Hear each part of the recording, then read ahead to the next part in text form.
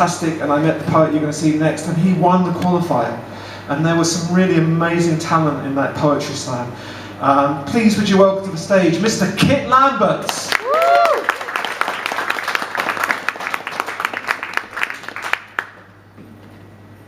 Hello, as John Paul said, this is my first time here and I'm a little bit nervous, but it's important that I go on because I've come from South Wales with a warning. This is entirely true. Scientists there have discovered that there's a brand new species of nocturnal carnivorous slug living in the UK. They've called it the Ghost Slug. If you can hear this, please come. Quickly. I know it's out there, chalking a line across our midnight garden, haunting the flower beds, hunting in the shadows.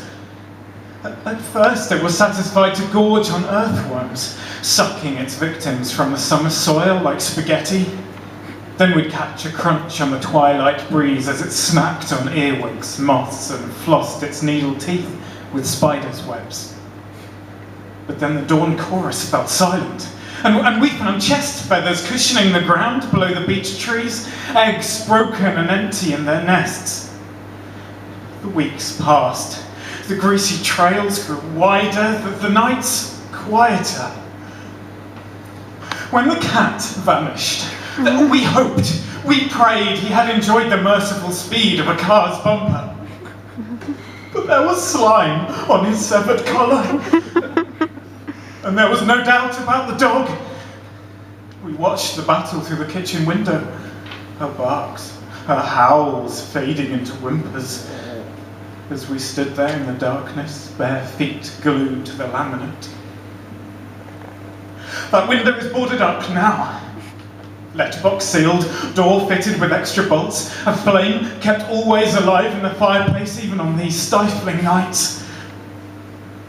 We've called for help, but nobody answers. The phone line has been dead for days.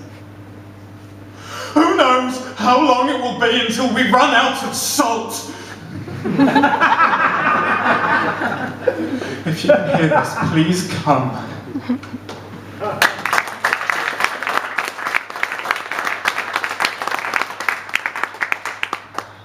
Talking of terrifying new species, my wife is pregnant, so I'm going to be a dad for the first time in a couple of months.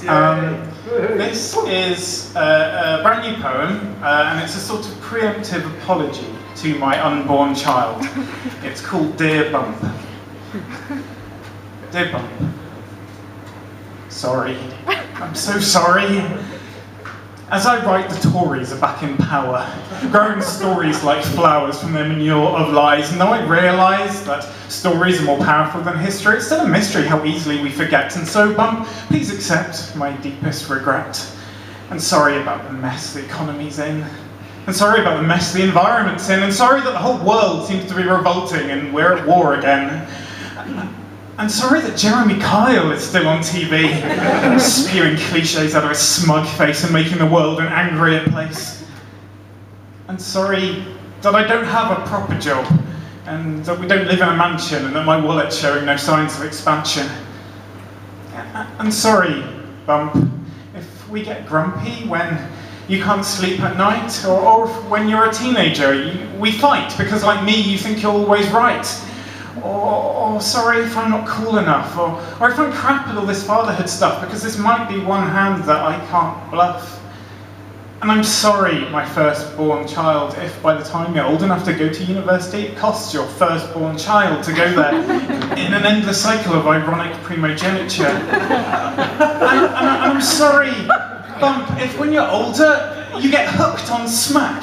Or, if successful, you feel that your life's not quite on track because somehow your dreams have slipped down the cracks. And if you feel that it's my fault because I was always on your back, then I'm sorry. Or conversely, if you feel like you don't really have much in the way of professional credentials and you feel like you failed to fulfill your potential, and you think it's my fault because somehow I was not sufficiently influential, and you regard my parental technique as altogether too passive, then I'm sorry. I'm sorry, Bump, my baby boy. But if it's any consolation, your mum's boobs are getting massive.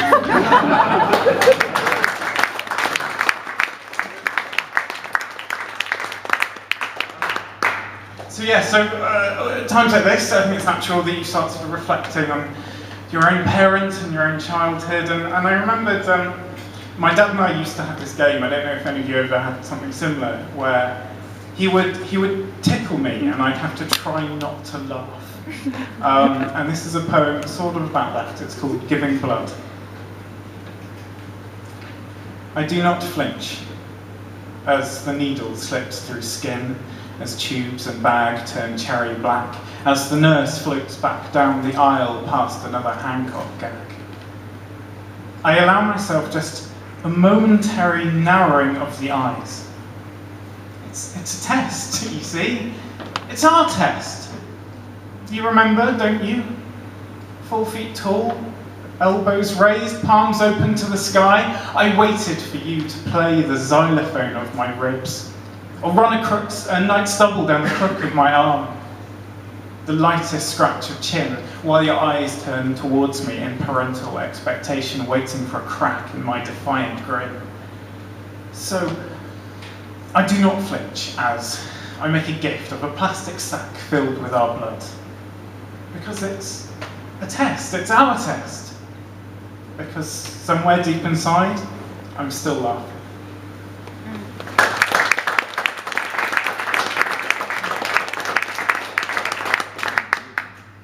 My parents always used to take the piss out of me when I was little because I was very forgetful, and I'd always do, silly daft things like, putting the milk in the cupboard and the cereals back in the fridge and things like that.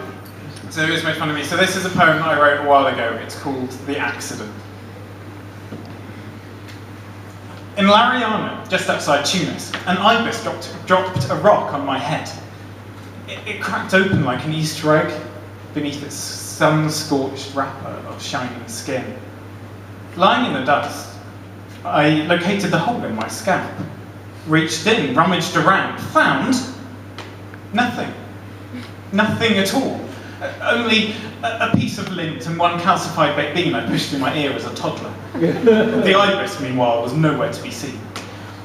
Later, alone in the hotel, I explored further, fingers probing the darkest corners of my cranial cavity. After 10 minutes, all I found was some loose change, a dead fly, the lid of my first fountain pen, and a diamond nose stud I think belonged to a girl I dated in sixth form. Siobhan, perhaps, or Bethan. I did a handstand, my feet on the floor, and my feet on the wall for support, and considered the objects that now lay scattered on the floor. A split seed sprouting a purple plant, like the ones behind Dimitri's restaurant where I worked when I was 19. A tiny key, the sort for padlocks on cheap travelling cases. Traces of sand, and 2 screwed up pieces of blue notepaper, both with things to do written over blank spaces. Put the objects back, wrapped a damp towel around my head to ease the pain, climbed into bed and slept until I missed my plane. My mother always called me absent-minded.